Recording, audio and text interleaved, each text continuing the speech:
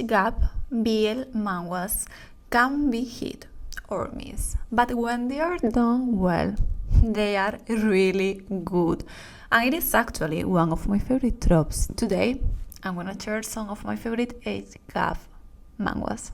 Welcome to 30 Days of BL, a new series I started for us to get to know each other and get the most of this beautiful world of BL. We're talking about BL manga, manhwa, anime, anime, and all that jazz. So if you love obsessing over BL, make sure you follow and join this journey during the different videos with me. And today we are in day 7 and I'm gonna be talking about one of my absolutely favorite BL tropes, age gap. And in this case, I'm gonna be sharing my favorite age gap BL manhwas. Stories that are focused on emotional growth, concept, and not that much consent in some cases, and meaningful connections in where age is definitely not a problem when you are in love. And we starting with an OG one, with one title coming from my favorite BL author. I'm talking about Brother Without a Tomorrow and Miscreant and Mayhem. Our main character here is Ryunamu, who is a gang member that even though he is one of the top dogs of the organization, his personal life is on the bottom rock, okay? He always dreamed about having a family. However, a family is something that never could be his.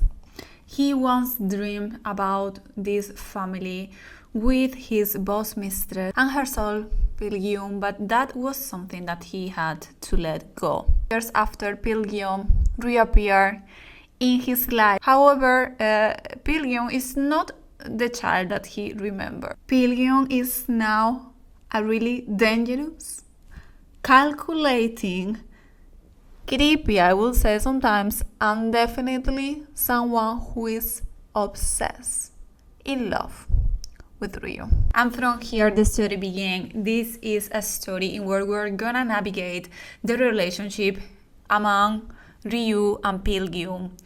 Ryu, someone who dreams about a family and who cannot see Pilgrim as his lover because he tends to see him as his son.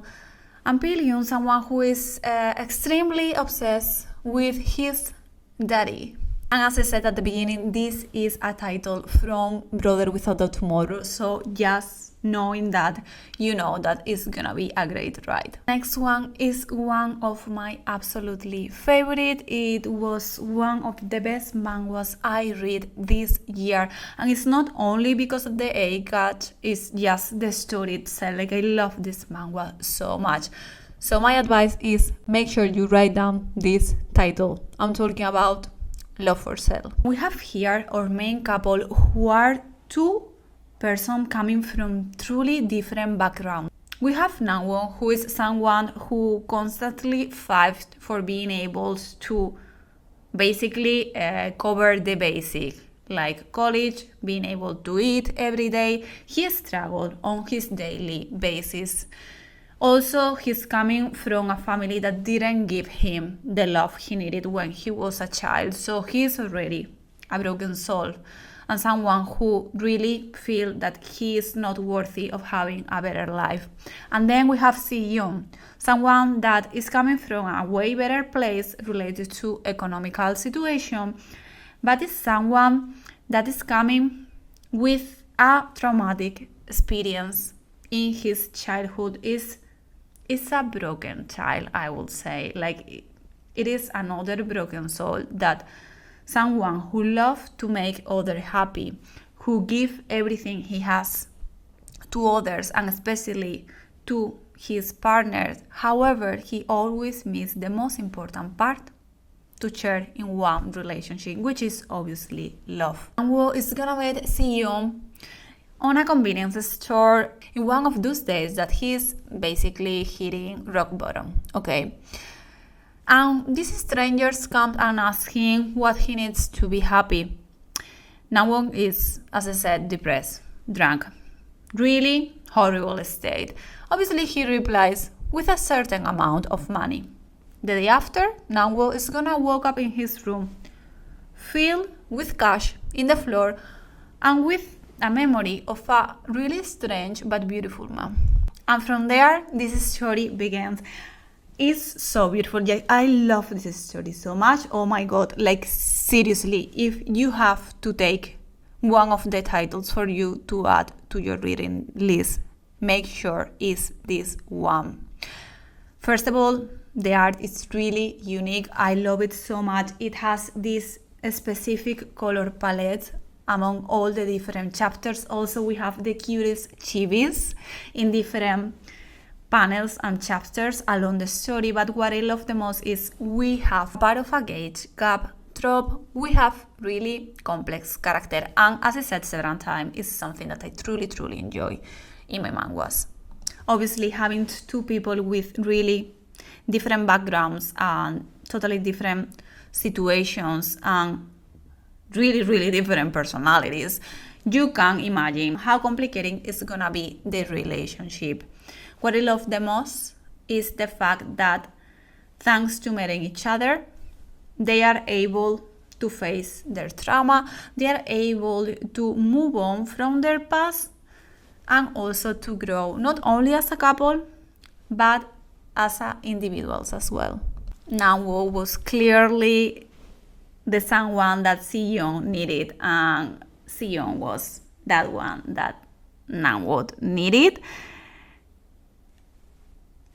So good. So good. And the next one is coming from an author that I really love as well. This author covered really deep topics on a really beautiful way. Obviously also tough because, we're facing deep topics with her work, but I just love it so much. In this case, I'm talking about The Shape of Sympathy. Our main couple is gonna meet on a wedding. One wedding, 4 people. One couple, really happy. The other 2 attendants, heartbroken.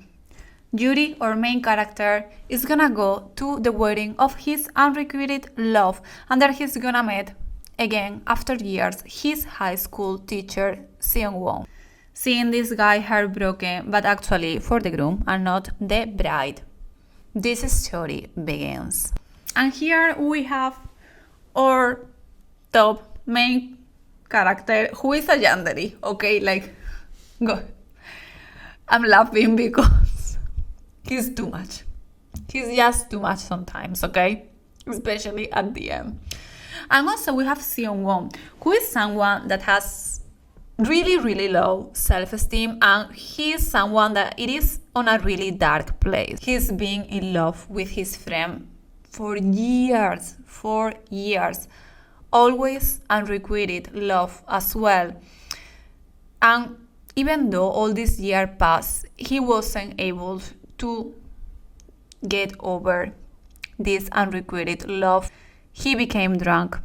He fell into the comfort of alcohol, into the comfort of one night stand, and pretty much ruin himself. 2 broken souls get to meet each other.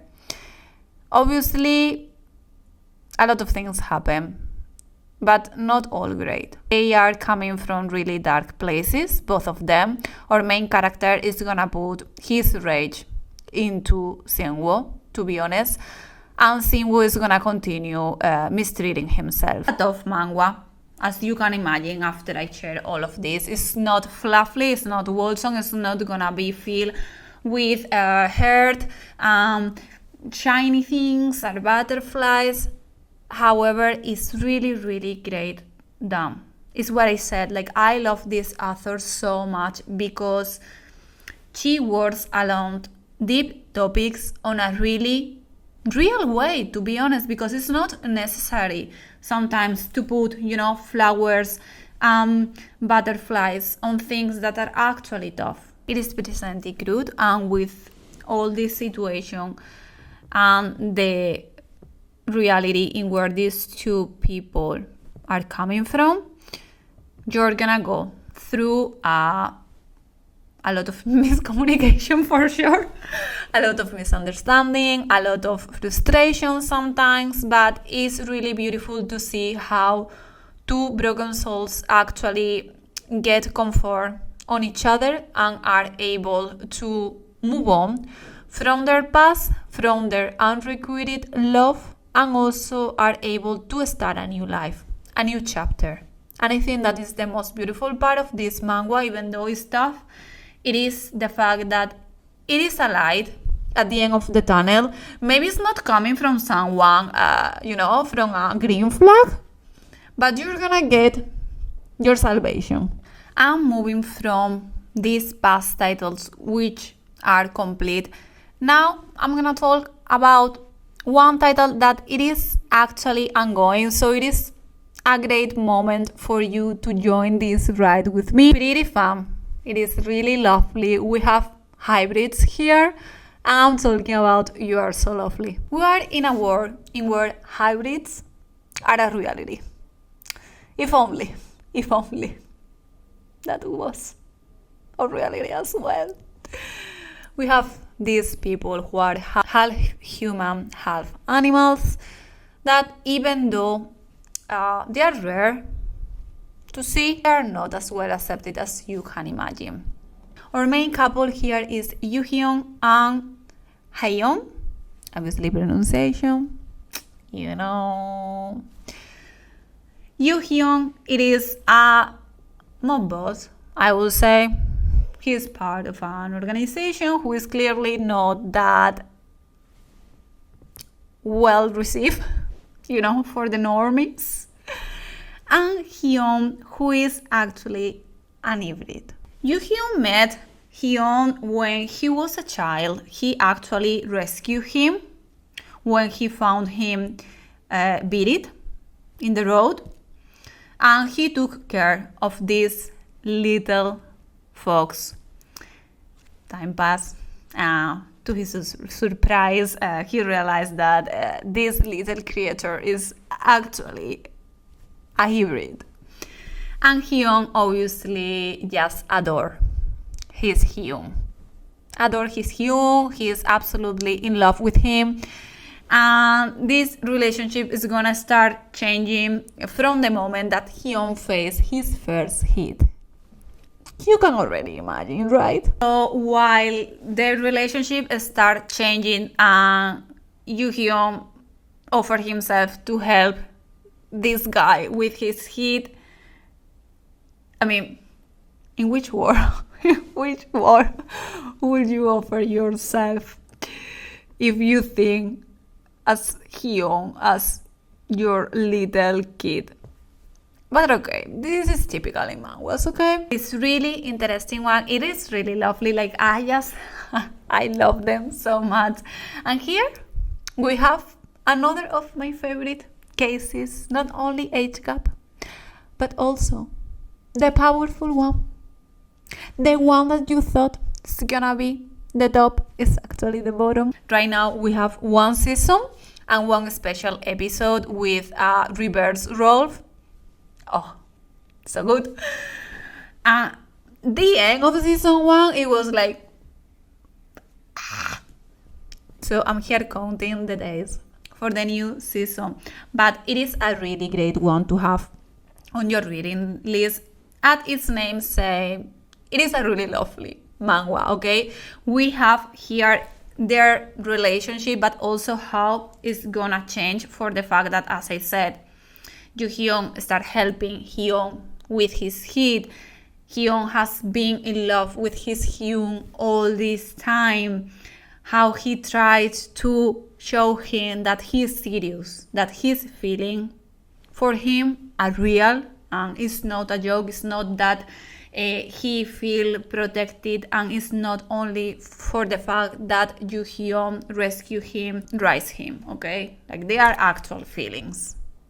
Yoo-hyun, my God, please stop being stubborn. Apart from that, as I said, Yoo-hyun is a mob boss, okay? So we're gonna see his rival organization and how they are plotting against each other. Also, as I said, we are in a world that even though hybrids are a reality. Not the majority of people feel comfortable with them.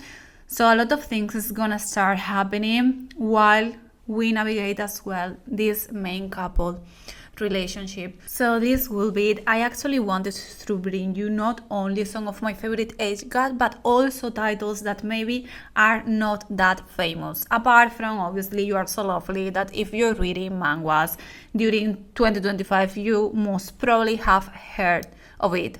And now please let me know which are your favorite age gap manhwas. Leave it in the comments. Share maybe also new gems that you discover. I want to hear from you. Hope you're having a great day. See you in the next video.